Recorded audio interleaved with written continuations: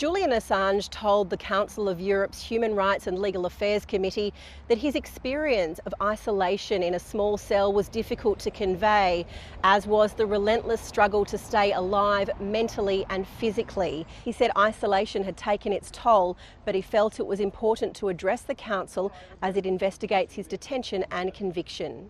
The transition from years of confinement in a maximum security prison to being here before the representatives of 46 nations and 700 million people is a profound and a surreal shift.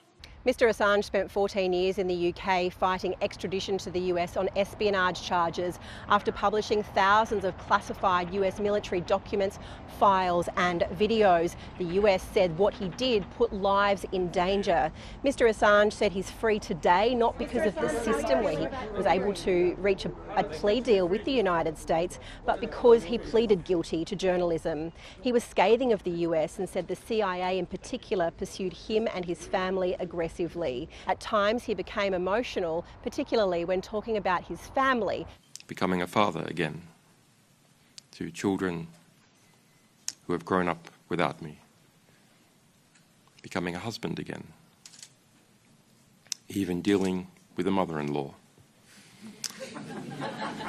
After the hearing, I asked Julian Assange how he found the process. He said it was good but tiring. I also had a chance to speak to his wife, Stella Assange. What happens next?